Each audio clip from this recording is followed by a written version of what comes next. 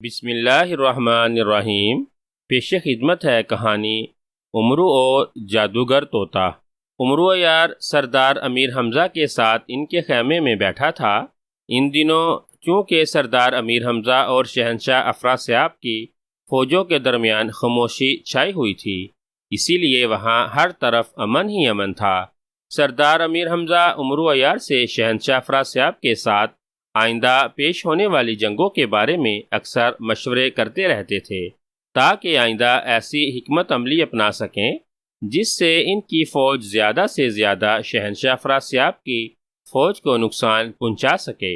سردار امیر حمزہ اور امرو یار بیٹھے باتیں کر رہے تھے کہ خیمے میں سردار امیر حمزہ کا خاص خادم داخل ہوا اور اس نے جھک کر نہایت موذبانہ انداز میں سردار امیر حمزہ کو سلام کیا۔ کیوں آئے ہو؟ سردار امیر حمزہ نے اس کی طرف دیکھتے ہوئے کہا۔ آقا، ملک شام سے ایک شاہی ایلچی آیا ہے، وہ کہہ رہا ہے کہ وہ آپ کے لیے بادشاہ سلامت کا کوئی پیغام لایا ہے۔ خادم نے موذبانہ لہجے میں کہا۔ او ٹھیک ہے، بھیج دو اسے۔ سردار امیر حمزہ نے کہا تو خادم شاہی انداز میں سلام کرتا ہوا الٹے قدموں خیمے سے باہر نکل گیا۔ ملک شام کے بادشاہ نے کیا پیغام بھیجا ہوگا؟ خادم کے جانے کے بعد امرو یار نے سردار امیر حمزہ سے مخاطب ہو کر پوچھا۔ معلوم نہیں، ابھی شاہی ایلچی آئے گا تو پتہ چل جائے گا۔ سردار امیر حمزہ نے کہا تو امرو یار نے اس بات میں سر ہلا دیا۔ چند لمحوں بعد اس کے خیمے میں ایک نوجوان آ گیا۔ اس نے شاہی ایلچیوں کا مخصوص لباس پہن رکھا تھا۔ اس نے خیمے میں داخل ہو کر سردار امیر حمزہ اور امرو یار کو موذبانہ انداز میں سلام کیا۔ آؤ بیٹھو، سردار امیر حمزہ نے کہا تو شاہی ایلچی ان کا شکریہ ادا کر کے ان کے سامنے رکھی ہوئی ایک کرسی پر بیٹھ گیا۔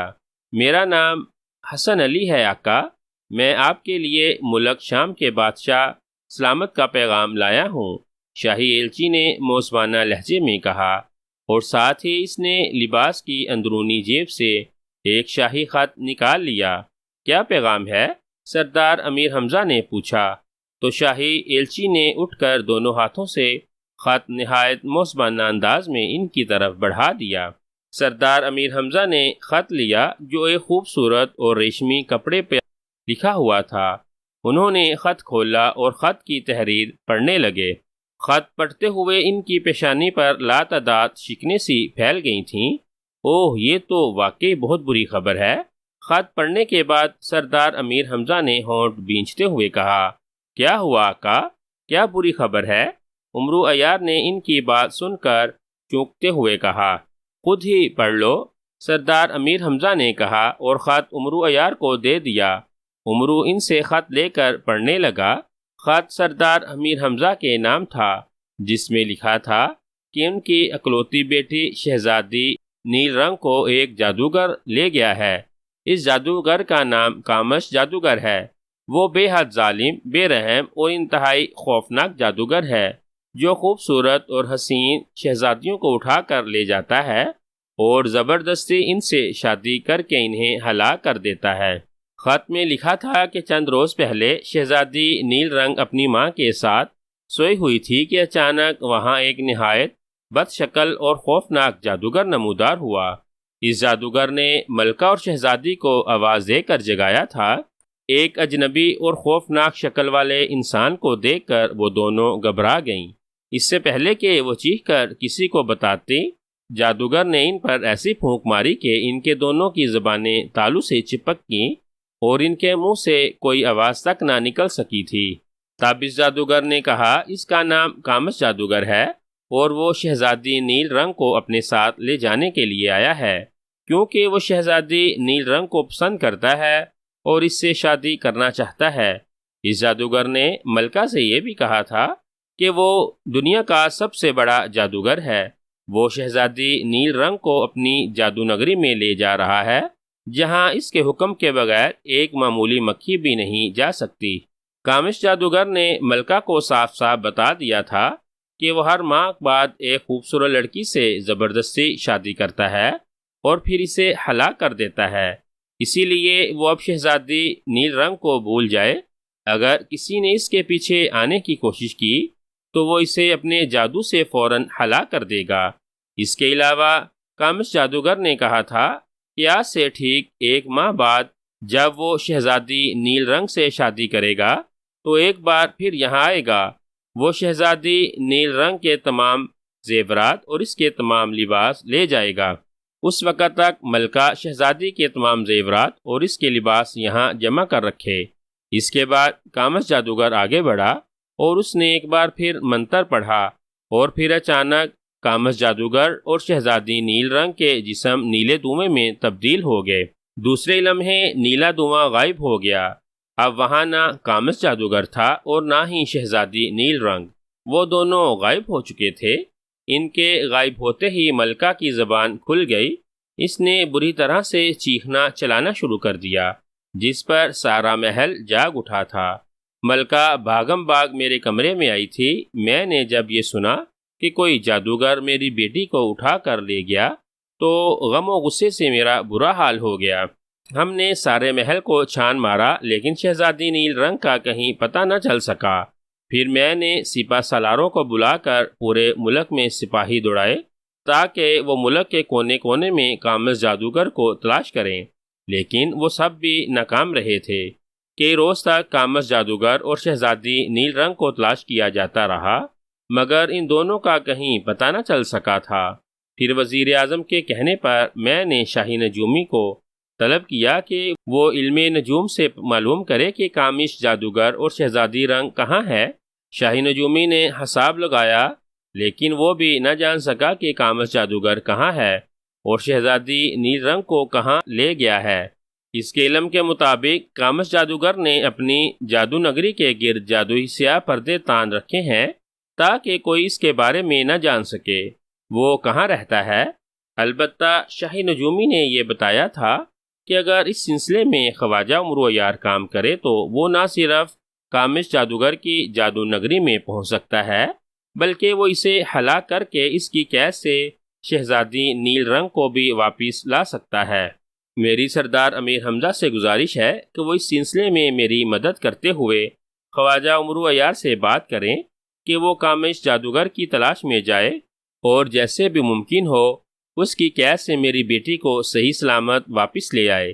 میں وعدہ کرتا ہوں کہ وہ عمرو یار اگر میری بیٹی کو زندہ سلامت لے آئے گا تو میں اپنا آدھا شاہی خزانہ اسے انعام میں دے دوں گا۔ یہ وہ الفاظ تھے جو ملک شام کے بادشاہ سلامت نے سردار امیر حمزہ کے لیے خط میں لکھے تھے۔ کامش جادوگر بڑا عجیب سا نام ہے۔ عمرو یار نے خط پڑھ کر حیرت بھرے لہجے میں کہا، جو بھی ہے تم بتاؤ کیا کہتے ہو؟ سردار امیر حمزہ نے کہا، میں کیا کہہ سکتا ہوں آقا؟ عمرو نے سادہ سے لہجے میں کہا، کامش جادوگر ہر ماہ نوجوان لڑکیوں سے شادی کر کے انہیں ہلاک کر دیتا ہے۔ وہ اب تک نہ جانے کتنی مظلوم اور معصوم لڑکیوں کو ہلاک کر چکا ہوگا۔ یہ اس کا سب سے بڑا ظلم ہے۔ کیا تم اس ظلم کو روکنے کے لیے کام نہیں کرو گے؟ سردار امیر حمزہ نے کہا، کیوں نہیں کروں گا آقا؟ اگر آپ کا حکم ہو تو میں ابھی جا کر اس کامش جادوگر کو کان سے پکڑ کر یہاں لے آتا ہوں۔ اسے لا کر میں آپ کے قدموں میں پھینک دوں گا۔ آپ کے سامنے آتے ہی وہ بھیگی بلی بن جائے گا۔ عمرو یار نے فخر سے سینہ پھلاتے ہوئے کہا، نہیں، اسے کان سے پکڑ کر میرے سامنے لانے کی ضرورت نہیں ہے۔ تم اس کی جادو نگری میں جاؤ اور اس ظالم جادوگر کو ہلاک کرو اور اس کی قید سے شہزادی نیل رنگ کو نکال لاؤ۔ شہزادی نیل رنگ مجھے اپنی بیٹیوں کی طرح عزیز ہے۔ سردار امیر حمزہ نے کہا، جو حکم آقا، آپ کے حکم پر عمل کرنا عمرو یار کا فرض ہے۔ عمرو نے موزبانہ لہجے میں کہا، خط میں شام کے بادشاہ نے لکھا ہے کہ جب تم شہزادی نیل رنگ کو زندہ سلامت اس کے پاس لے جاؤ گے تو وہ انعام میں تمہیں آدھا شاہی خزانہ دیں گے۔ ان کا انعام تو تمہیں ملے گا ہی، لیکن اس جادوگر کو ہلاک کرنے اور اس کی قید سے شہزادی نیل رنگ کو واپس لانے پر بھی میں تمہیں بے شمار انعام دوں گا۔ سردار امیر حمزہ نے کہا تو عمرو یار کی آنکھیں چمک اٹھیں۔ سردار امیر حمزہ نے گلے سے قیمتی موتیوں کی مالا اتار کر عمرو کو دے دی، جسے عمرو نے بھوکے عقاب کی طرح جھپٹ لیا تھا۔ یہ مالا آپ نے مجھے نیک شگون کے طور پر دی ہے آقا، عمرو نے مسکراتے ہوئے کہا۔ ہاں، کیونکہ میں جانتا ہوں جب تک تم مجھ سے اپنی کسی بھی مہم پر جانے کے لیے نیک شگون کے طور پر کچھ لے نہیں لیتے تمہیں سکون نہیں آتا۔ سردار امیر حمزہ نے جواباً مسکراتے ہوئے کہا، جبکہ شاہی ایلچی خاموش بیٹھا ان کی باتیں سن رہا تھا۔ آقا، اگر شگون کے طور پر ایک اور مالا مل جائے تو؟ عمرو نے لالچی نگاہوں سے سردار امیر حمزہ کے گلے میں موجود سرخ موتیوں والی مالا کی طرف دیکھتے ہوئے کہا، تو سردار امیر حمزہ بے اختیار ہنس پڑے۔ بہت لالچی ہو تم، بہرحال یہ لو اور یہ سن لو، مجھے جلد سے جلد اپنی کامیابی سے مطلع کرنا۔ میں نہیں چاہتا کہ کامس جادوگر شہزادی نیل رنگ کو کسی بھی قسم کا کوئی نقصان پہنچائے۔ سردار امیر حمزہ نے سرخ موتیوں کی مالا اپنے گلے سے اتار کر اس کی طرف اچھالتے ہوئے کہا، تو عمرو نے اسے فضا میں ہی دبوچ لیا۔ سرخ موتیوں کی مالا حاصل کر کے اس کی باچھیں پھیل گئی تھیں۔ اس نے فوراً دونوں مالاؤں کو اپنی زنبیل میں رکھ لیا۔ آپ بے فکر رہیے آقا، میں بہت جلد شہزادی صاحبہ کو اس خوفناک جادوگر کے چنگل سے آزاد کرا لاؤں گا۔ عمرو نے کہا، شاباش، جاؤ اپنی مہم پر تم آج بلکہ ابھی روانہ ہو جاؤ، اور تم جا کر اپنے بادشاہ سلامت کو تسلی دے دو کہ ہم نے عمرو عیار کو بھیج دیا ہے۔ وہ چند ہی روز میں شہزادی نیل رنگ کو لے کر ان کے پاس پہنچ جائے گا۔ سردار امیر حمزہ نے پہلے عمرو عیار اور پھر شاہی ایلچی سے مخاطب ہو کر کہا، بہت بہتر آقا، میں بادشاہ سلامت تک آپ کا پیغام پہنچا دوں گا۔ شاہی ایلچی نے اٹھتے ہوئے موزبانہ لہجے میں کہا، ذرا رکو، مجھے یہ بتاؤ شہزادی نیل رنگ کو اغوا ہوتے کتنے روز ہو چکے ہیں؟ عمرو نے شاہی ایلچی سے مخاطب ہو کر پوچھا۔ آج انہیں محل سے غائب ہوئے 10 روز ہو گئے ہیں جناب، شاہی ایلچی نے جواب دیتے ہوئے کہا۔ کیا ملکہ عالیہ نے کامس جادوگر کا حلیہ بتایا تھا؟ میرا مطلب ہے وہ دیکھنے میں کیسا تھا؟ عمرو نے پوچھا۔ اس جادوگر کا رنگ سیاہ تھا اور اس نے سیاہ لباس اور سیاہ رنگ کی پگڑی باندھ رکھی تھی۔ پگڑی پر ایک سرخ موتیوں کی مالا کے ساتھ سفید کھوپڑی سی بنی ہوئی تھی، اور اس جادوگر کے کانوں میں بالیاں بھی تھیں جن پر سبز رنگ کے بڑے بڑے موتی لگے ہوئے تھے۔ شاہی ایلچی نے عمرو کو کامس جادوگر کا حلیہ بتاتے ہوئے کہا۔ شاہی نجومی نے بادشاہ سلامت کو اور کیا بتایا تھا؟ عمرو نے پوچھا۔ شاہی نجومی بار بار حساب لگاتا رہا مگر اسے کچھ معلوم نہیں ہو رہا تھا۔ شاہی ایلچی نے کہا، میری سمجھ میں ایک بات نہیں آ رہی۔ عمرو نے کچھ سوچتے ہوئے کہا، کون سی بات؟ سردار امیر حمزہ نے کہا، کامس جادوگر نے ملکہ عالیہ سے کہا تھا کہ وہ 1 ماہ بعد پھر ان کے پاس آئے گا، تب تک وہ اس کے لیے شہزادی نیل رنگ کے تمام زیورات اور ان کے کپڑے تیار رکھیے۔ وہ کپڑے اور زیورات لے جائے گا۔ زیورات کی بات تو سمجھ میں آتی ہے کہ کامس جادوگر کو دوسرے جادوگروں کی طرح دولت حاصل کرنے کا شوق ہوگا، لیکن اگر وہ شہزادی نیل رنگ سے شادی کر کے اسے ہلاک کر دینا چاہتا ہے تو وہ شہزادی نیل رنگ کے کپڑوں کا کیوں کہہ رہا تھا؟ شاہی ایلچی نے کہا، ہاں واقعی یہ حیرت کی بات ہے، شہزادی نیل رنگ کے کپڑوں کو لے کر وہ کیا کرے گا؟ سردار امیر حمزہ نے کہا، اگر اسے شہزادی نیل رنگ کے کپڑے اور زیور لے جانے ہیں تو وہ یہ کام اس وقت بھی کر سکتا تھا، اس نے بعد میں آنے کا کیوں کہا ہوگا؟ عمرو نے کہا، یہ سب معلوم کرنا تمہارا کام ہے؟ سردار امیر حمزہ نے کہا، تو عمرو نے اس بات میں سر ہلا دیا، بہرحال آقا، میں سب کچھ معلوم کر لوں گا، آپ بے فکر رہیے۔ عمرو نے اٹھتے ہوئے کہا، تو سردار امیر حمزہ نے سر ہلا دیا۔ عمرو نے انہیں سلام کیا اور ان کے خیمے سے نکلتا چلا گیا۔ سردار امیر حمزہ کے خیمے سے نکل کر عمرو عیار اپنے خیمے میں آیا اور اپنا لباس تبدیل کرنے لگا۔ اس کے ذہن میں صرف یہی بات اٹکی ہوئی تھی کہ کامس جادوگر شہزادی نیل رنگ کے زیورات کے ساتھ اس کے کپڑے کیوں حاصل کرنا چاہتا ہے۔ وہ جتنا سوچتا جا رہا تھا اتنا ہی الجھتا جا رہا تھا۔ لباس تبدیل کر کے اس نے زنبیل بغل میں لٹکائی اور پھر اس نے کچھ سوچ کر زنبیل سے سنہری تختی نکال لی۔ سنہری تختی، مجھے کامس جادوگر کے بارے میں تفصیل بتائی جائے۔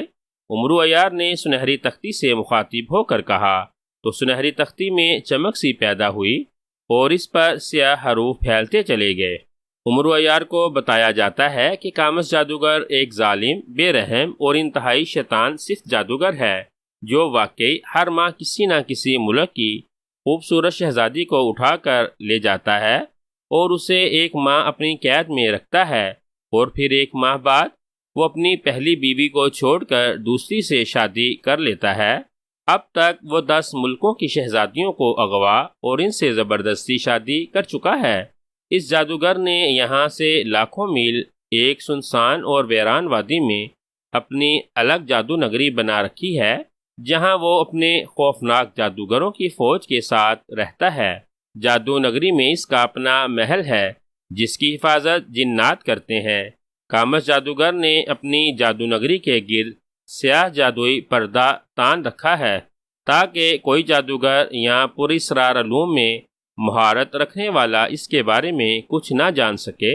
کامس جادوگر شہنشاہ افراسیاب کا شاگرد ہے جو شہنشاہ افراسیاب کے حکم پر اپنی جادو نگری میں جادوگروں کی ایسی فوج بنا رہا ہے جو عام جادوگروں سے کہیں زیادہ طاقتور اور خوفناک ہوگی۔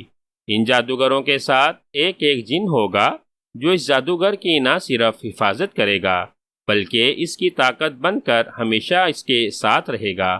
شہنشاہ افراسیاب سردار امیر حمزہ کے مقابلے میں چونکہ ہمیشہ شکست سے دوچار ہوتا رہا ہے، اسی لیے اس نے اپنے شاگرد کامس جادوگر کو حکم دیا ہے کہ وہ اپنی جادو نگری میں ایسی فوج بنائے جس کا مقابلہ سردار امیر حمزہ کی فوج بھی نہ کر سکے۔ ان جادوگروں کے ساتھ چونکہ جنات ہوں گے، اسی لیے سردار امیر حمزہ کی فوج واقعی ان جادوگروں کا مقابلہ نہیں کر سکے گی اور انہیں بڑی شکست سے دوچار ہونا پڑے گا۔ کامس جادوگر کی جادوئی نگری میں 1,00,000 جادوگر ہیں اور وہ ان تمام جادوگروں کے ساتھ ایک ایک طاقتور جن منسوب کرنا چاہتا ہے، اسی لیے اسے ہر رات ایک مخصوص جادوئی عمل کرنا پڑتا ہے۔ اس مخصوص عمل سے ہر رات 100 جن اس کے تابع ہو جاتے ہیں اور وہ ان 100 جنوں کو اپنی فوج کے ساتھ منسلک کر دیتا ہے۔ اسے چونکہ اپنی ساری فوج کے ساتھ جنوں کو منسوب کرنا ہے، اسی لیے اسے کام میں طویل وقت درکار ہے۔ وہ اب تک 10,000 جنوں کو اپنے تابع کر چکا ہے، ابھی اسے مزید 90,000 جنوں کو تابع کرنا ہے۔ جب اس کے تمام جادوگروں کے ساتھ جنات مل جائیں گے تو وہ اس فوج کو شہنشاہ افراسیاب کے حوالے کر دے گا اور شہنشاہ افراسیاب اس جناتی فوج کو سردار امیر حمزہ کی فوج پر حملہ کرنے کے لیے بھیج دے گا۔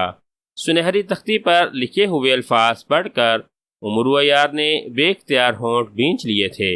اوہ، تو یہ بات ہے، تبھی میں کہوں کہ شہنشاہ افراسیاب کی فوجیں اب تک خاموش کیوں ہیں؟ کئی ہفتوں سے انہوں نے ہم پر حملہ کیوں نہیں کیا؟ اب معلوم ہوا کہ وہ ہم پر حملہ کرنے کے لیے جناتی فوجی تیار کرا رہا ہے۔ عمر عیار نے ہونٹ چباتے ہوئے کہا، سنہری تختی، مجھے بتایا جائے کہ واقعی کامس جادوگر اپنے اس شیطانی مقصد میں کامیاب ہو گیا تو وہ ہماری فوج کو شکست دینے میں کامیاب ہو سکتا ہے۔ عمر عیار نے پوچھا تو سنہری تختی سے پہلے الفاظ مٹے اور ان کی جگہ نئے حروف پھیل گئے۔ جادوگروں کی فوج کے ساتھ جنات ہوں گے تو ان کی طاقت بے حد بڑھ جائے گی۔ ایک جادوگر 1,000 جادوگروں جتنی طاقتوں کا مالک بن جائے گا تو وہ واقعی سردار امیر حمزہ کی فوج پر بھاری پڑ سکتا ہے۔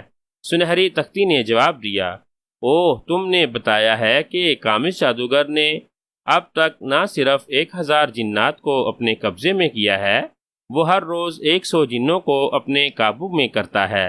اس طرح تو اسے 90,000 جنات قابو کرنے میں کافی عرصہ لگ جائے گا۔ عمرو نے کہا، 1,00,000 جنات کو قابو کرنے کے لیے اسے 1,000 راتوں تک عمل کرنا پڑے گا۔ اب تک وہ 100 دنوں میں سے 10,000 جنوں کو قابو کر سکا ہے۔ باقی جنات کو قابو کرنے کے لیے اسے اب 900 راتیں درکار ہیں۔ جیسے ہی اس کی مطلوبہ تعداد پوری ہوگی، وہ فوج کو تلسم ہوشربا کی طرف روانہ کر دے گا۔ سنہری تختی پر الفاظ ابھرے، وہ نہیں، شہنشاہ افراسیاب نے کامس جادوگر کے ساتھ مل کر ہمارے خلاف بھیانک منصوبہ بنایا ہے۔ میں اس کا منصوبہ خاک میں ملا دوں گا عمرو نے غسیلے لہجے میں کہا، سنہری تختی، مجھے بتایا جائے کہ کامس جادوگر نے جن ملکوں کی شہزادیوں کو اغوا کر کے ان سے زبردستی شادی کی تھی، کیا اس نے ان تمام شہزادیوں کو ہلاک کر دیا ہے؟ عمرو نے پوچھا تو سنہری تختی سے پہلے الفاظ مٹے اور ان کی جگہ نئے الفاظ آ گئے۔ کامس جادوگر کسی شہزادی کو ہلاک نہیں کرتا، وہ ان شہزادیوں کو ایک ماہ بعد اپنی کنیزیں بنا لیتا ہے جو محل کے جادوگروں اور اس کی خدمت کرتی ہیں۔ سنہری تختی پر الفاظ ابھرے، اوہ، تو کامس جادوگر نے ملکہ سے جھوٹ کہا تھا کہ وہ ہر ماہ نئی شہزادی سے زبردستی شادی کر کے پہلی شہزادی کو ہلاک کر دیتا ہے؟ عمرو نے کہا، ہاں، کامس جادوگر نے 10 ملکوں کی شہزادیوں کے ساتھ ساتھ پرستان کی بے شمار پریوں کو بھی اپنی کنیزیں بنا رکھا ہے۔ وہ ان سب پر بے پناہ ظلم کرتا ہے، دن بھر محل میں ان سب سے وہ مشقت کراتا ہے اور ان کی ذرا ذرا سی غلطی پر انہیں سخت سے سخت سزائیں دیتا ہے، جس سے ان شہزادیوں اور پریوں کی زندگی اجیرن ہو چکی ہے۔ سنہری تختی نے جواب دیا، کامس جادوگر نے ملکہ سے یہ کیوں کہا تھا کہ وہ شہزادی نیل رنگ کے زیورات اور اس کے لباس لینے کے لیے آئے گا؟ زیورات اور ان لباسوں کا وہ کیا کرتا ہے؟ عمرو نے پوچھا تو سنہری تختی ایک بار پھر صاف ہو گئی اور پھر اس پر نئے حروف ابھر آئے۔ عمرو یار کو بتایا جاتا ہے کہ کامس جادوگر دولت کا رسیہ ہے، وہ ان شہزادیوں اور پریوں کے زیورات اور ان کی دولت حاصل کرتا ہے جو اس کی کنیزیں بن چکی ہیں، اور ان کے کپڑے بھی انہی کے لیے حاصل کرتا ہے تاکہ وہ ہر روز نئے سے نئے کپڑے پہن کر اس کے سامنے رہیں۔ اپنے طور پر کامس جادوگر انہیں کچھ نہیں دیتا۔ سنہری تختی پر جواب پڑھ کر عمرو ایک طویل سانس لے کر رہ گیا۔ اب مجھے بتایا جائے کہ میں کامس جادوگر تک کیسے پہنچ سکتا ہوں اور اسے اس کی جناتی فوج کو ہلاک کرنے کے لیے مجھے کیا کرنا پڑے گا؟ عمرو نے کہا تو سنہری تختی سے پہلے الفاظ مٹے اور نئے الفاظ ابھر آئے۔ عمرو یار کو بتایا جاتا ہے کہ کامس جادوگر کی جان ایک جادوگر طوطے میں ہے۔ اس جادوگر طوطے کو کامس جادوگر نے یہاں سے لاکھوں میل دور ایک سیاہ جزیرے میں ایک سیاہ پنجرے میں قید کر رکھا ہے۔ جب تک اس جادوگر طوطے کو ہلاک نہیں کیا جاتا، کامس جادوگر ہلاک نہیں ہو سکتا۔ سنہری تختی پر نئے الفاظ ابھر آئے، جادوگر طوطے سے تمہاری کیا مراد ہے؟ عمرو نے حیران ہو کر پوچھا۔ کامس جادوگر نے ایک طوطے کو پال کر اسے بے شمار جادوئی منتر سکھا دیے ہیں، جس سے وہ طوطا بھی جادوگر بن چکا ہے۔ اپنے جادو کے ذریعے جادوگر طوطا اپنی حفاظت خود کر سکتا ہے، جس سے جزیرے پر اسے پنجرے میں قید کیا گیا ہے۔ وہاں کامس جادوگر نے اس کی حفاظت کا کوئی بندوبست نہیں کیا، لیکن اس جزیرے پر جیسے ہی کوئی نیا پرندہ بھی داخل ہوتا ہے تو جادوگر طوطے کو فوراً اس کا علم ہو جاتا ہے اور وہ اس پرندے کو فوراً جادو سے جلا کر بھسم کر دیتا ہے۔ اس جادوگر طوطے کے پاس ایسی جادوئی طاقتیں ہیں کہ اگر اس جزیرے پر کوئی طاقتور جن بھی چلا جائے تو جادوگر طوطا اسے لمحوں میں ہلاک کر دیتا۔ سنہری تختی نے جواب دیا، او حیرت انگیز، انتہائی حیرت انگیز، ایک طوطا جادوگر بھی ہو سکتا ہے؟ یہ میں آج پہلی بار سن رہا ہوں۔ عمرو نے حیرت بھرے لہجے میں کہا، سنہری تختی، تم بتا رہی ہو کہ جس طوطے میں کامس جادوگر کی جان ہے وہ جادوگر ہے، لیکن اسے کامس جادوگر نے ایک پنجرے میں قید کر رکھا ہے۔ اگر وہ طوطا جادوگر ہے تو وہ پنجرے میں کیوں قید ہے؟ کیا وہ جادو کے ذریعے خود کو پنجرے سے آزاد نہیں کرا سکتا؟ عمرو نے چند لمحے سوچنے کے بعد سنہری تختی سے پوچھا۔ سنہری تختی پہلے کی طرح صاف ہوئی اور اس پر نئے الفاظ ابھر آئے۔ کامس جادوگر نے اس طوطے کو جس پنجرے میں قید کر رکھا ہے وہ طلسماتی پنجرہ ہے۔ اس طلسماتی پنجرے کو سوائے کامس جادوگر کے اور کوئی نہیں کھول سکتا، اور نہ ہی اس نے طوطے کو اس پنجرے سے آزاد ہونے کا منتر بتایا ہے۔ اگر وہ ایسا کرتا تو جادوگر طوطا کہیں بھی جا سکتا تھا، اور کامس جادوگر خود کو خطرے میں ڈالنے کے لیے اسے آزاد نہیں چھوڑ سکتا۔ سنہری تختی نے عمرو کو بتایا تو عمرو ایک بار پھر خاموش ہو گیا۔ اگر میں کسی طرح اس جادوگر طوطے کو ہلاک کر دوں تو کامس جادوگر ہلاک ہو جائے گا، بلکہ اس کے تابع کیے ہوئے جنات اور پریاں بھی اس کے چنگل سے نکل جائیں گی۔ اور وہ جنات کامس جادوگر کے تمام جادوگروں کو بھی ہلاک کر دیں گے۔ اسی لیے امرو عیار کو ہدایت دی جاتی ہے کہ وہ کامس جادوگر کو ہلاک کرنے کے لیے جادوگر طوطے کو ہلاک کرے۔ سنہری تختی سے پرانے الفاظ مٹ گئے، نئے الفاظ ابھر آئے تو امرو انہیں پڑھنے لگا۔ اس جادوگر طوطے تک پہنچنے اور اسے ہلاک کرنے کا مجھے طریقہ بتایا جائے۔ تمام الفاظ پڑھ کر امرو نے کہا تو سنہری تختی سے الفاظ غائب ہوئے اور ان کی جگہ نئے حروف آ گئے۔ جادوگر طوطے تک پہنچنے کے لیے امرو عیار اپنی کراماتی چیزوں کا استعمال کر سکتا ہے۔ جب امرو عیار سیاہ جزیرے پر پہنچے گا تو اس کے بارے میں جادوگر طوطے کو فوراً علم ہو جائے گا۔ جادوگر طوطا امرو عیار کو ہلاک کرنے کے لیے ایک سے بڑھ کر ایک جادوئی طاقتیں بھیجے گا جنہیں امرو عیار کو فنا کرنا ہوگا۔ جادوگر طوطا جس پنجرے میں قید ہے وہ پنجرہ جزیرے کے وسط میں ایک بڑے درخت کے ساتھ رسی سے بندھا ہوا ہے۔ امرو عیار کو اس پنجرے کو رسی سے کھول کر نیچے رکھنا ہوگا اور پنجرے سے طوطے کو نکال کر اس کی گردن مروڑنی ہوگی، کیونکہ جادوگر طوطے کو کسی بھی ہتھیار سے ہلاک نہیں کیا جا سکتا۔ امرو عیار نے اس پنجرے اور طوطے پر کوئی کراماتی ہتھیار استعمال نہیں کر سکتا۔ امرو عیار پر یہ بھی واضح کیا جاتا ہے کہ جس پنجرے میں جادوگر طوطا قید کیا گیا ہے اس کا کوئی دروازہ نہیں ہے۔ پنجرے سے طوطے کو نکالنے کے لیے امرو عیار کو اپنی عقل سے کام لینا ہوگا۔ امرو عیار کو یہ بھی بتایا جاتا ہے کہ وہ جیسے ہی اس طلسمی پنجرے کو ہاتھ لگائے گا کامس جادوگر خود بخود وہاں پہنچ جائے گا۔ امرو عیار کو خود کو کامس جادوگر سے بھی بچانا ہوگا۔ سنہری تختی پر لکھے ہوئے الفاظ پڑھ کر امرو عیار پریشان ہو گیا۔ یہ کیا بات ہوئی؟ پنجرے کا کوئی دروازہ بھی نہیں ہے اور مجھے اس پنجرے پر کوئی کراماتی ہتھیار استعمال کیے بغیر جادوگر طوطے کو پنجرے سے نکالنا ہوگا۔ جب پنجرے کا کوئی دروازہ ہی نہیں ہے تو میں جادوگر طوطے کو اس سے باہر کیسے نکال سکوں گا؟ امرو عیار نے کہا۔ امرو عیار کو پہلے ہی بتایا جا چکا ہے کہ طلسماتی پنجرے کو صرف کامس جادوگر کھول سکتا ہے۔ جب کامس جادوگر وہاں آئے گا تو امرو عیار کو اس سے کوئی عیاری کرنا ہوگی جس سے کامس جادوگر خود ہی اس پنجرے کو کھول دے گا۔ لیکن اگر امرو عیار عقل مندی کا مظاہرہ کرے تو وہ کامس جادوگر کی مدد کے بغیر بھی جادوگر طوطے کو پنجرے سے نکال سکتا ہے۔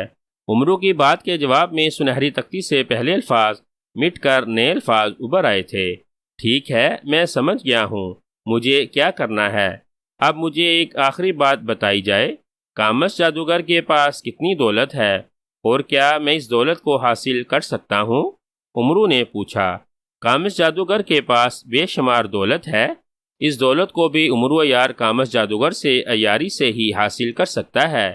اگر کامس جادوگر ہلاک ہو گیا تو اس کے غلام جن آزاد ہوتے ہی اس کی ساری دولت بھی اڑا لیں گے۔ اسی لیے امرو عیار کو کامس جادوگر کو ہلاک کرنے سے پہلے ہی اس سے دولت حاصل کرنا ہوگی، ورنہ اسے کچھ نہیں ملے گا۔ سنہری تختی نے جواب دیا تو امرو عیار نے کچھ سوچ کر اس بات میں سر ہلا دیا۔ اس نے سنہری تختی سے چند مزید سوال کیے جن کے جواب پا کر اس نے سنہری تختی کو واپس زنبیل میں رکھ دیا اور سردار امیر حمزہ کو ساری حقیقت بتانے کے لیے اٹھ کر خیمے سے نکلتا چلا گیا۔ سردار امیر حمزہ کو جب امرو نے کامس جادوگر کی اصل حقیقت بتائی تو سردار امیر حمزہ یہ جان کر شدید برہم ہوئے کہ شہنشاہ افراسیاب ایک بار پھر کامس جادوگر کے ساتھ مل کر ان کی فوج کے خلاف خوفناک سازش کر رہا ہے۔ ان کی فوج عام جادوگروں کا مقابلہ کرنے کی تو ہمت رکھتی تھی، لیکن اگر ان کے مقابلے میں جنات آئے تو فوج میں افراتفری پھیل سکتی تھی اور ان کی فوج جنوں کے مقابلے میں واقعی نقصان اٹھا سکتی تھی۔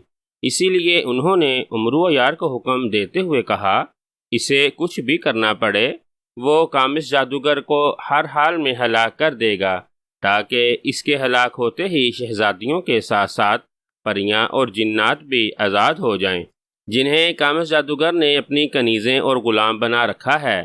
سردار امیر حمزہ نے کامس جادوگر کو ہلاک کرنے کے بدلے میں امرو عیار کو اور زیادہ انعام دینے کا وعدہ کیا تھا۔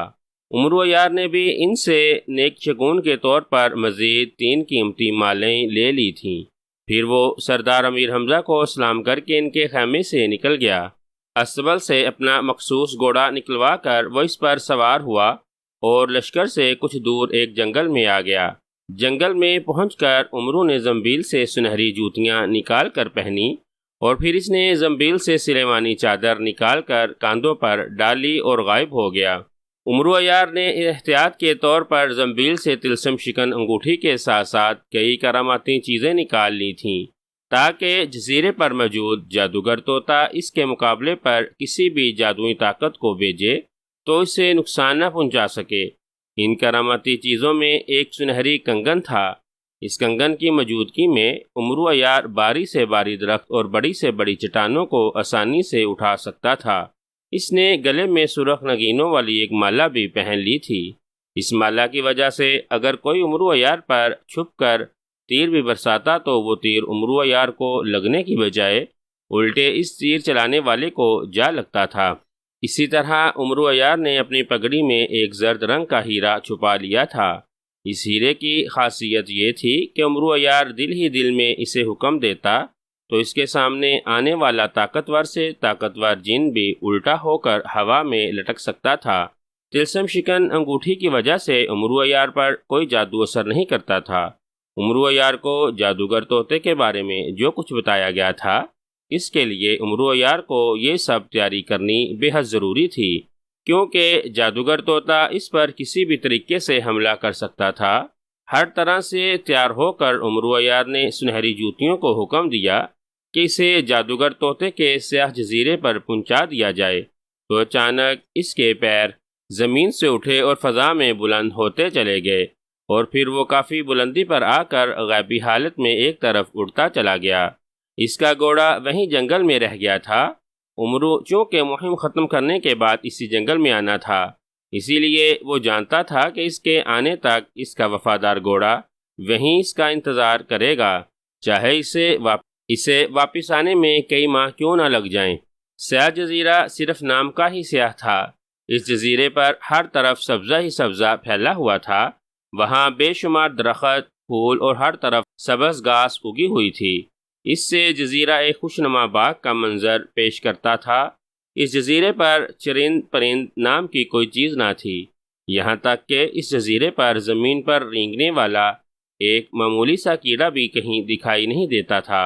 اس جزیرے کے وسط میں ایک بہت بڑا درخت تھا جو بلند ہونے کے ساتھ ساتھ دور دور تک پھیلا ہوا تھا۔ اوپر سے درخت کسی چھتری کی طرح پھیلا ہوا تھا۔ اس درخت کے ایک موٹی شاخ پر ایک موٹی رسی بندھی ہوئی تھی اور رسی کے سرے پر ایک سیاہ رنگ کا پنجرا لٹکا ہوا تھا جس میں سبز رنگ کا ایک طوطا باندھا تھا۔ یہ جادوگر طوطا تھا جسے کامس جادوگر نے بے شمار منتر سکھا کر اسے طلسماتی پنجرے میں بند کر یہاں قید کر دیا تھا۔ اس طوطے میں کامس جادوگر کی جان تھی۔ اگر کوئی اس طوطے کو ہلاک کر دیتا تو اس کے ہلاک ہوتے ہی کامس جادوگر بھی ہلاک ہو جاتا، لیکن کامس جادوگر جانتا تھا کہ کوئی بھی اس طوطے کو ہلاک نہیں کر سکتا، کیونکہ اس نے طوطے کو جو جادو منتر سکھائے تھے ان سے جادوگر طوطا اپنی خوب اچھی طرح سے حفاظت کر سکتا تھا۔ کامس جادوگر نے اس طوطے کو ہدایت دے رکھی تھی کہ وہ اس جزیرے پر کسی کو نہ آنے دے۔ اگر اسے زمین پر کوئی چیونٹی بھی نظر آئے یا آسمان پر کسی پرندے کو دیکھے تو اسے اپنی جادوئی طاقتوں سے فوراً ہلاک کر دے۔ جادوگر طوطا جو کہ کامس جادوگر کے حکم کا پابند تھا، اسی لیے وہ وہی کرتا تھا جس کا کامس جادوگر اسے حکم دیتا تھا۔ یہی وجہ تھی کہ جادوگر طوطا اس جزیرے پر نہ کسی کو آنے دیتا تھا اور نہ زمین پر کسی حشرات الارض کو زندہ چھوڑتا تھا۔ کامس جادوگر نے اس جزیرے پر ایسا جادو کر رکھا تھا کہ اگر اس جزیرے میں کوئی مکھی یا مچھر بھی داخل ہو جاتا تو اس کا جادوگر طوطے کو فوراً علم ہو جاتا تھا اور جادوگر طوطا فوراً جادو کے زور سے اسے ہلاک کر دیتا تھا۔ یہ جادوگر طوطا گوشت کھانے اور خون پینے کا عادی تھا۔ کامس جادوگر نے اپنی ایک جادوئی طاقت جادوگر طوطے کی خوراک کے لیے وہاں چھوڑ رکھی تھی، جو غیبی حالت میں اس جزیرے پر رہتی تھی۔ اور وہی طاقت کہیں نہ کہیں سے جادوگر طوطے کے لیے جانوروں کا خون اور گوشت لاتی تھیں۔ خون سے بری ہوئی چھوٹی سی پیالی اور گوشت کے ٹکڑے دن میں 3 بار جادوگر طوطے کے پنجرے میں نمودار ہوتے تھے، جنہیں کھا کر جادوگر طوطا اپنی بھوک پیاس مٹاتا تھا۔ جادوگر طوطا خوبصورت رسماتی پنجرے میں ایک سلاخ پر بیٹھا اپنے پروں میں سر دیے سو رہا تھا کہ اچانک اس نے پروں سے سر نکالا اور گول گول آنکھوں سے ادھر ادھر دیکھنے لگا۔ آدم ذات، اس جزیرے پر کوئی آدم ذات آیا ہے؟ اس نے اچانک بری طرح سے چیختے ہوئے کہا اور فوراً ایک منتر پڑھا۔ پنجرے کے باہر دھوئیں کا ایک گولا سا نمودار ہوا۔ دوسرے ہی لمحے دھوئیں میں ایک سوکھے سڑے بوڑھے شخص کی شکل نمودار ہوئی جو حیرت سے ادھر ادھر دیکھ رہا تھا۔ اس بوڑھے کے سر پر پیلے رنگ کی پگڑی نظر آ رہی تھی۔ اوہ، یہ انسان ہے، لیکن یہ انسان اس طرح اچانک اس جزیرے پر کیسے آ گیا؟ جادوگر طوطے نے حیرت سے اس بوڑھے کی شکل دیکھتے ہوئے کہا، جو عمرو عیار کا چہرہ تھا۔ یہ انسان جزیرے میں کہاں ہے؟ مجھے دکھاؤ، یہ کہاں ہے؟ جادوگر طوطے نے روشن دھوئیں کے گولے کی طرف دیکھتے ہوئے اپنی مخصوص چیختی ہوئی آواز میں کہا تو دھوئیں کا گولا فوراً پھیل گیا۔ اب گولے میں عمرو عیار کا باقی جسم بھی دکھائی دینے لگا۔ وہ جزیرے کے شمالی کنارے پر کھڑا تھا۔ وہاں ہر طرف گھاس ہی گھاس اگی ہوئی تھی۔ اس کے ارد گرد چند درخت اور خودرو پودے تھے۔ کون ہے یہ آدم ذات؟ کیوں آیا ہے یہ یہاں؟ مجھے بتاؤ، جلدی بتاؤ۔ جادوگر طوطے نے چیختی ہوئی آواز میں کہا، یہ عمرو عیار ہے جادوگر طوطے، اور یہ تمہیں ہلاک کرنے کے لیے آیا ہے۔ روشن گولے میں سے ایک انسانی آواز ابھری، عمرو عیار؟ کون عمرو عیار، اور مجھے کیوں ہلاک کرنا چاہتا ہے؟ جادوگر طوطے نے کہا، عمرو عیار جادوگروں اور جادوگرنیوں کا بہت بڑا دشمن ہے۔ یہ اب تک بے شمار جادوگروں اور جادوگرنیوں کو ہلاک کر چکا ہے۔ اس سے معلوم ہو گیا ہے کہ تمہارے جسم میں کامس جادوگر کی جان ہے۔ یہ تمہیں ہلاک کر کے کامس جادوگر کو ہلاک کرنا چاہتا ہے۔ روشن گولے میں سے آواز سنائی دی، اوہ، یہ میرا اور کامس جادوگر کا دشمن ہے۔ ہلاک کر دو اسے، فوراً ہلاک کر دو۔ اس پر آگ پھینکو تاکہ یہ آگ میں جل کر راکھ بن جائے۔ جادوگر طوطے نے پھڑپھڑاتے ہوئے غصیلے لہجے میں کہا۔ اسی لمحے اچانک عمرو عیار کے قدموں کے پاس ایک آگ کا شعلہ سا نمودار ہوا اور دوسرے ہی لمحے آگ یک لخت بڑھ کر بہت بڑے الاؤ میں تبدیل ہو گئی۔ آگ کے الاؤ میں عمرو عیار چھپ گیا تھا۔ ہا ہا ہا، آگ میں عمرو عیار زندہ جل جائے گا، اب یہ زندہ نہیں بچے گا۔ جادوگر طوطے اور کامس جادوگر کو ہلاک کرنے کے لیے آنے والا انسان راکھ بن جائے گا، ابھی راکھ بن جائے گا۔ جادوگر طوطے نے زور زور سے کہکا لگاتے ہوئے کہا، مگر دوسرے لمحے جیسے اس کے کہکے اس کے حلق میں ہی پھنس کر رہ گئے۔ اچانک ہی آگ یوں بجھ گئی جیسے جلتی ہوئی ماچس کی تیلی پھونک مارنے سے بجھ جاتی ہے۔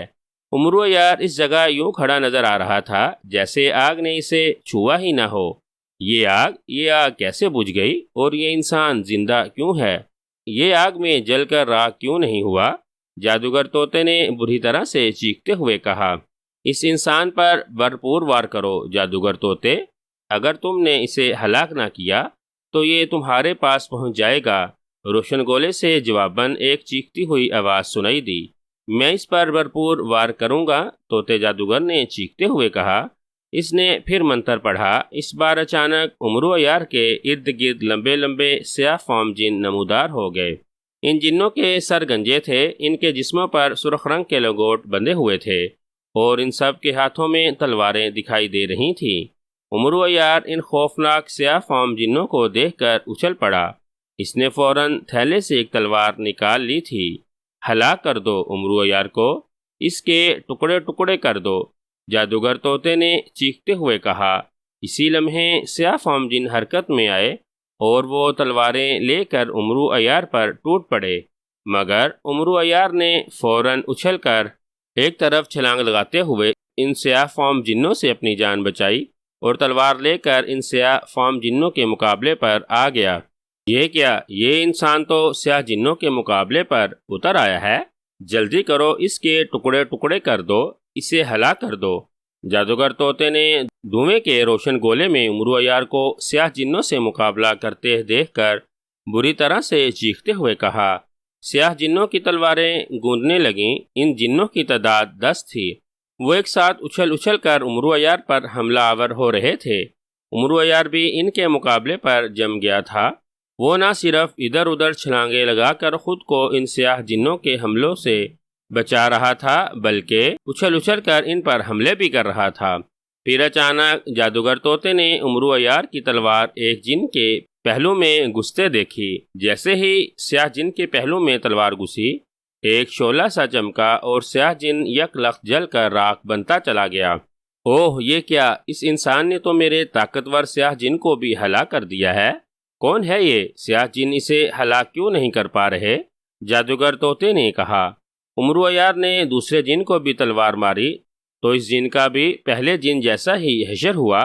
تلوار لگتے ہی ایک شعلہ سا چمکا اور دوسرا جن بھی جل کر فوراً راکھ بن گیا۔ پھر تو جیسے ہی عمرو عیار کے جسم میں بجلی سی بر گئی، اس نے اچھل اچھل کر اور پوری قوت سے سیاہ جنوں پر حملے کرنے شروع کر دیے۔ اس کی تلوار جس سیاہ جن کو لگتی، آگ کا شعلہ سا چمکتا اور سیاہ جن فوراً راکھ کا ڈھیر بن جاتا۔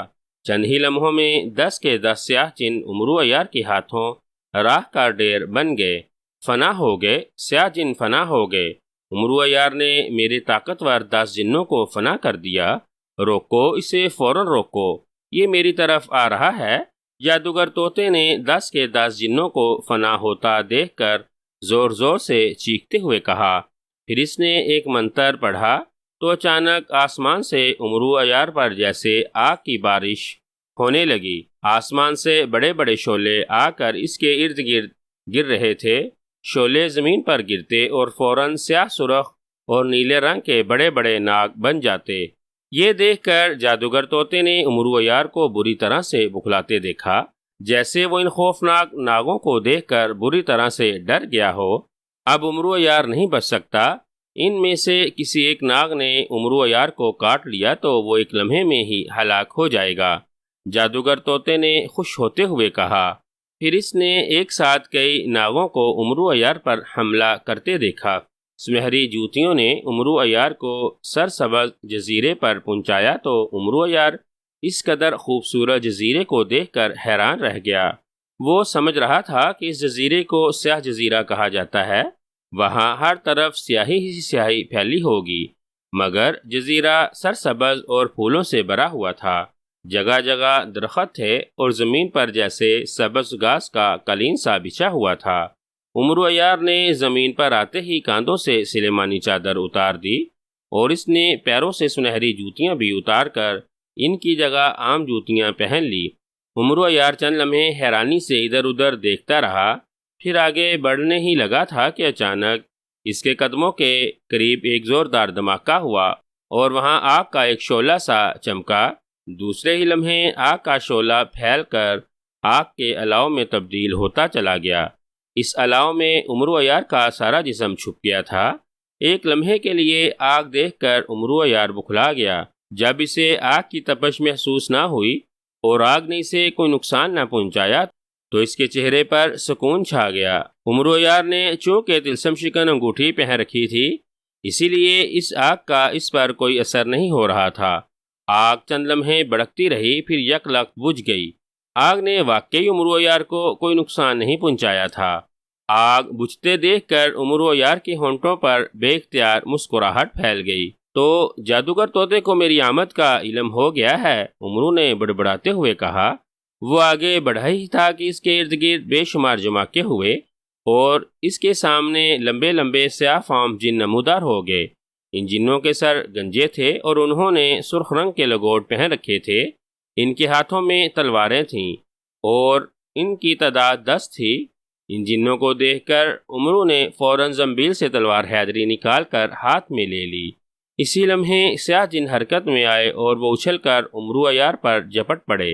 عمرو عیار کے ہاتھوں میں تلوار حیدری تھی، جس کی وجہ سے جن بلا اس کا کیا مقابلہ کر سکتے تھے۔ عمرو نے جو ایک جن کو تلوار حیدری ماری تو جن کے جسم پر شعلہ سا چمکا اور وہ یک لخت جل کر راکھ ہوتا چلا گیا۔ یہ دیکھ کر عمرو عیار اور زیادہ جوش میں آ گیا۔ اس نے پوری طاقت سے ان جنوں سے لڑنا شروع کر دیا۔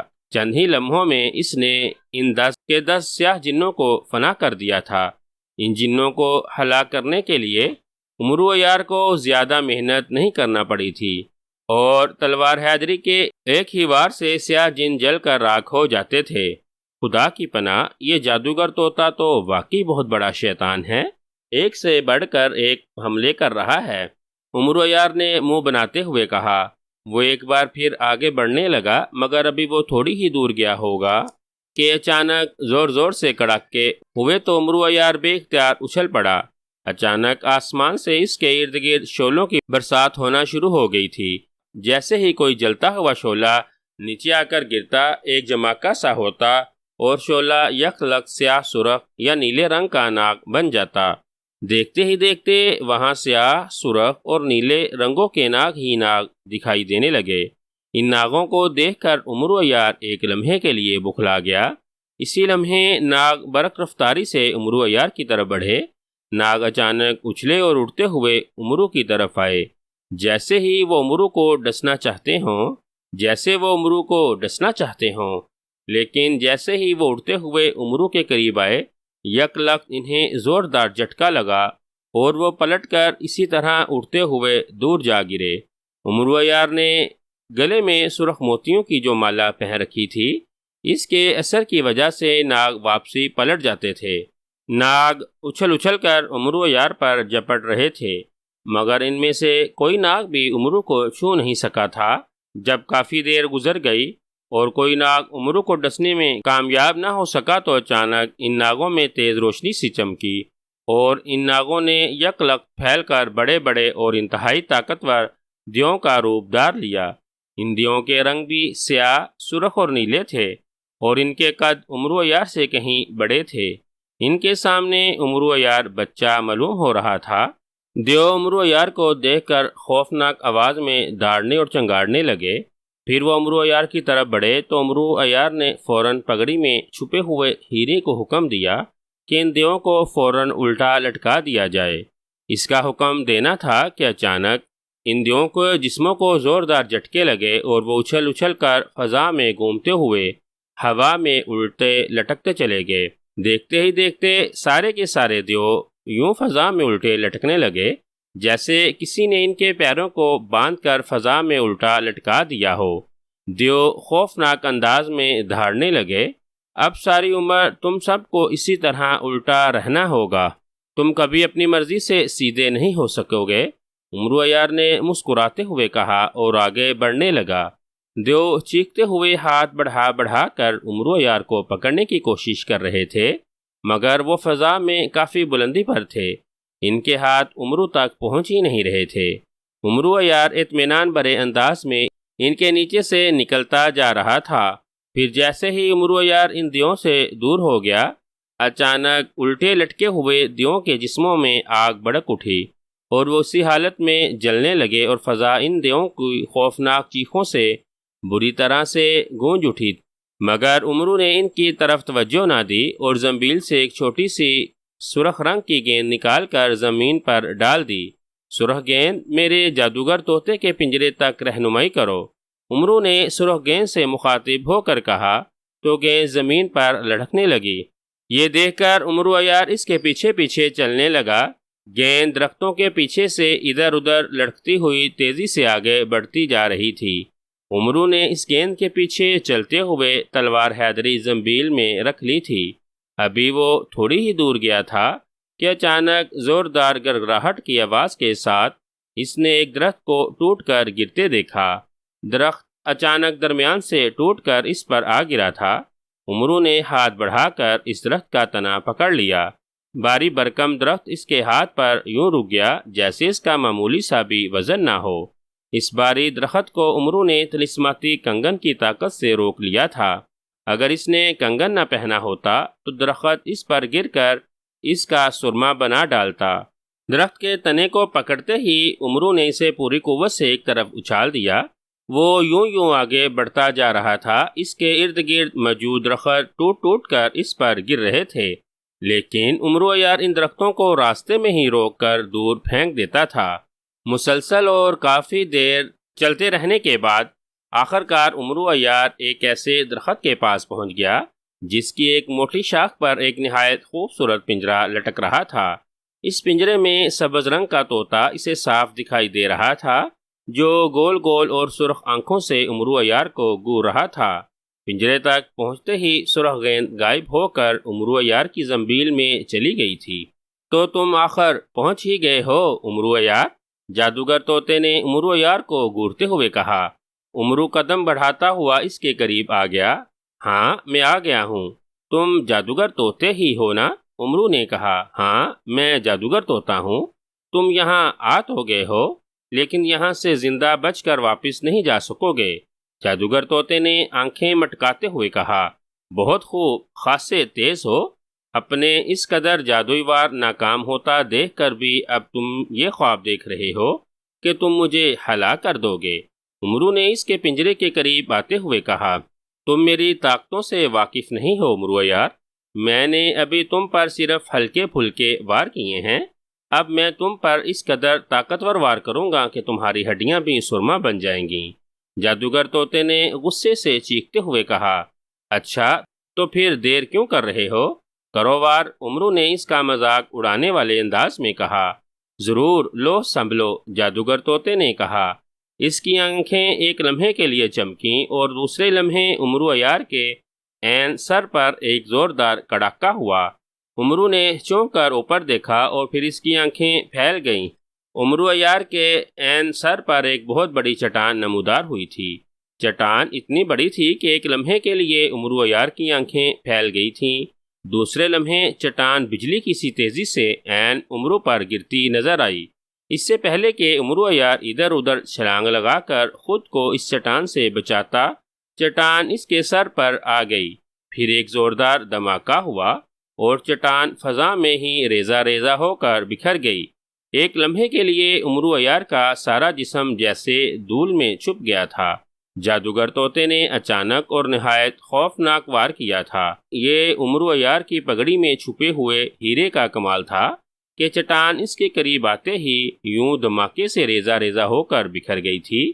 عمرو نے عقل مندی کرتے ہوئے پہلے ہی اس ہیرے کو اپنی پگڑی میں چھپا لیا تھا جو اب اس کی چٹان سے اس کی جان بچا گیا تھا۔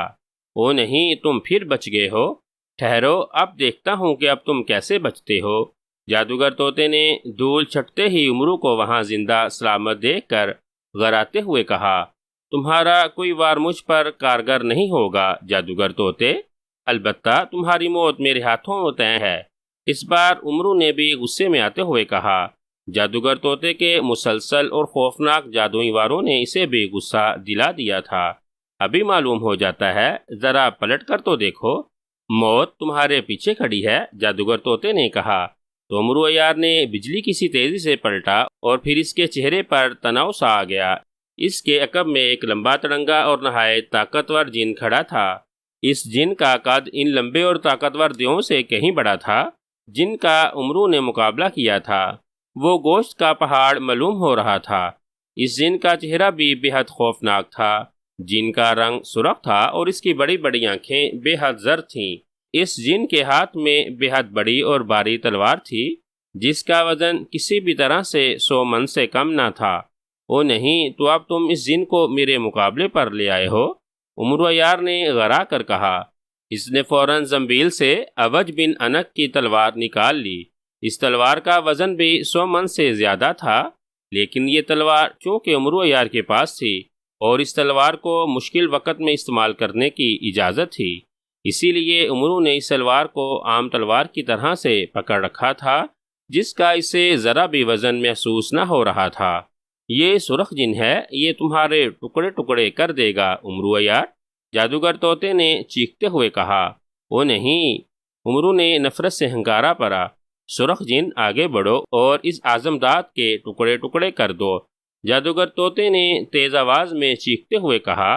تو سرخ جن دھم دھم پاؤں مارتا ہوا آگے بڑھا اور اس نے ایک خوفناک چنگاڑ مارتے ہوئے اپنی بھاری بھرکم تلوار سے عمرو عیار پر حملہ کر دیا۔ عمرو نے اس کی تلوار کا وار عوج بن عنق کی تلوار پر روکا اور دبلے پتلے عمرو عیار اور ایک لہیم شہیم اور طاقتور جن کے درمیان خوفناک مقابلہ شروع ہو گیا۔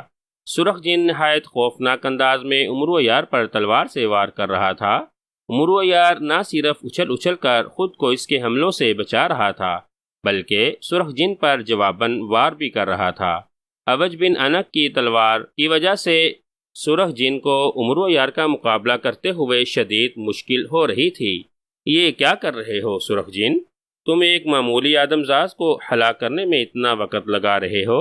جادوگر طوطے نے چیختے ہوئے کہا تو سرخ جن کو جیسے جوش آ گیا۔ اس نے اور زیادہ تیزی سے امرو عیار پر حملے کرنے شروع کر دیے۔ وہ تلوار اٹھا اٹھا کر امرو عیار پر حملے کر رہا تھا جیسے وہ امرو عیار کے واقعی ٹکڑے کر دینا چاہتا ہو۔ یہ دیکھ کر امرو عیار نے چھلانگ لگائی اور زمین پر لوٹنی لگاتے ہوئے سرخ جن کے عین پیروں کے درمیان سے نکلتا چلا گیا۔ اس سے پہلے کہ سرخ جن اس کی طرف پلٹتا، امرو عیار کی تلوار گھومی اور سرخ جن کی پھیلی ہوئی ٹانگیں ایک ایک کر کے یوں کٹتی چلی گئیں جیسے تار سے صابن کٹ جاتا۔ سرخ جن کے حلق سے ایک زوردار چیخ نکلی اور وہ اچھل کر پشت کے بل گر پڑا۔ اس نے تلوار گھما کر امرو عیار کو مارنے کی کوشش کی مگر امرو فوراً نیچے جھک گیا۔ سرخ جن کی تلوار اس کے سر سے گزر گئی تھی۔ اس سے پہلے کہ سرخ جن دوبارہ اس پر حملہ کرتا، امرو نے اپنے جسم کو کسی پھرکی کی طرح گھماتے ہوئے اوج بن انک کی تلوار پوری قوت سے سرخ جن کے پہلو میں مار دی۔ تلوار سرخ جن کے پہلو میں گھس کر اس کے دل تک پہنچ گئی۔ سرخ جن کے حلق سے نکلنے والی دھاڑ بے حد خوفناک تھی۔ وہ ایک لمحے کے لیے بری طرح سے تڑپا اور پھر ساکت ہو گیا۔ اوہ اوہ، تم نے سرخ جن کو بھی ہلاک کر دیا۔ تم انسان ہو یا جن؟ جادوگر طوطے نے سرخ جن کو ہلاک ہوتا دیکھ کر حیرت سے آنکھیں مٹکاتے ہوئے کہا۔ امرو تیزی سے اٹھا اور اس نے اوج بن انک کی تلوار زنبیل میں رکھی اور تیزی سے پنجرے کے قریب آ گیا۔ خبردار، رک جاؤ، میرے پنجرے کو ہاتھ مت لگانا ورنہ جل کر راکھ ہو جاؤ گے۔ جادوگر طوطے نے امرو کو پنجرے کے قریب آتا دیکھ کر بری طرح سے چیختے ہوئے کہا، لیکن امرو نے آگے بڑھ کر پنجرے کو دونوں ہاتھوں سے پکڑ لیا۔ جیسے ہی امرو نے پنجرے کو پکڑا، اس کے عقب میں سیاہ پگڑی والے جادوگر کا چہرہ نمودار ہو گیا جو کامس جادوگر کا چہرہ تھا۔ کامس جادوگر کے ہونٹوں پر زہریلی مسکراہٹ تھی، جیسے وہ امرو عیار کے ہاتھوں میں پنجرہ دیکھ کر مسکرا رہا ہو کہ امرو عیار اس پنجرے سے طوطے کو نہیں نکال سکے گا۔ امرو نے پنجرے کو اوپر اٹھا کر اس کا ہک رسی سے نکال لیا۔ اب پنجرہ امرو کے ہاتھ میں تھا۔ امرو نے پنجرے کو زمین پر رکھ دیا۔ جادوگر طوطا پنجرے میں بری طرح سے پھڑپھڑا رہا تھا۔ کامس جادوگر، مجھے امرو عیار سے بچاؤ، اس نے درخت سے میرا پنجرہ اتار لیا ہے۔ جادوگر طوطے نے کامس جادوگر کے چہرے کو دیکھتے ہوئے بری طرح سے چیختے ہوئے کہا۔ امرو نے پلٹ کر دیکھا اور پھر وہ کامس جادوگر کا چہرہ دیکھ کر اچھل کر پیچھے ہٹ گیا۔ گھبراؤ نہیں جادوگر طوطے، امرو عیار تمہیں اس پنجرے سے نہیں نکال سکے گا، کامس جادوگر نے مسکراتے ہوئے کہا۔ اس کی بات سن کر امرو عیار مسکرا دیا اور اس نے فوراً زنبیل کا منہ کھول دیا۔ چل زنبیل میں، امرو نے زنبیل کا منہ پنجرے کی طرف کرتے ہوئے کہا تو اچانک پنجرہ اچھلا اور اٹھتا ہوا امرو کی زنبیل میں جا گرا۔ یہ دیکھ کر کامس جادوگر بری طرح سے چونک پڑا۔ یہ تم نے کیا کیا ہے؟ یہ جادوگر طوطے کا پنجرہ خود بخود تمہارے تھیلے میں کیسے چلا گیا؟ کامس جادوگر نے حیرت سے آنکھیں پھاڑتے ہوئے کہا۔ ابھی بتاتا ہوں، امرو نے مسکراتے ہوئے کہا۔ وہ چند قدم پیچھے ہٹا اور اس نے زنبیل سے جال الیاسی نکال کر ہاتھ میں پکڑ لیا۔ جادوگر طوطے، پنجرے سے آزاد ہو کر باہر آ جاؤ، امرو نے کہا تو اچانک تیز پھڑپڑاہٹ کی آواز کے ساتھ زنبیل سے ایک طوطا نکلا اور تیزی سے اڑنے لگا۔ اسی لمحے امرو نے اس پر جال الیاسی کھینچ مارا اور جادوگر طوطا جال الیاسی میں پھنس گیا۔ امرو نے لپک کر فوراً طوطا پکڑ لیا۔ طوطا امرو کے ہاتھ میں بری طرح سے چیخنے لگا۔ اس کے ہاتھ میں طوطے کو دیکھ کر کامس جادوگر کا رنگ بھی اڑ گیا تھا۔ اوہ اوہ، یہ کیا ہو گیا؟ یہ جادوگر طوطا پنجرے سے کیسے نکل آیا؟ کامس جادوگر نے حیرت سے چیختے ہوئے کہا۔ جیسے بھی آیا ہے، اب تمہاری جان میرے ہاتھوں میں ہے کامس جادوگر، میں اس طوطے کی گردن مروڑ کر تمہیں ہلاک کر دوں گا۔ امرو نے کہا تو کامس جادوگر بری طرح سے گڑگڑانے لگا۔ طوطے کو امرو کے ہاتھ میں دیکھ کر واقعی خوف سے اس کا برا حال ہو گیا تھا۔ امرو نے اس کے خوف کا فائدہ اٹھا کر اسے وہاں شہزادی نیل رنگ کو لانے کو کہا اور اس سے کہا کہ وہ اپنی تمام دولت اور دوسری شہزادیوں کو بھی وہاں لے آئے۔ کامس جادوگر کے سر پر موت کا خوف سوار تھا۔ اس نے جادو کے زور سے تمام شہزادیوں کو وہاں بلا لیا اور اپنا سارا خزانہ بھی وہاں جادو سے لا کر ڈھیر کر دیا۔ امرو نے شہزادیوں کو ساری صورتحال بتاتے ہوئے اچانک طوطے کی گردن مروڑ دی۔ جیسے ہی اس نے جادوگر طوطے کی گردن مروڑی، ایک جماکہ ہوا اور وہاں کامس جادوگر اصلی حالت میں نمودار ہو گیا اور زمین پر گر کر بری طرح سے تڑپنے لگا۔ طوطا ہلاک ہو چکا تھا۔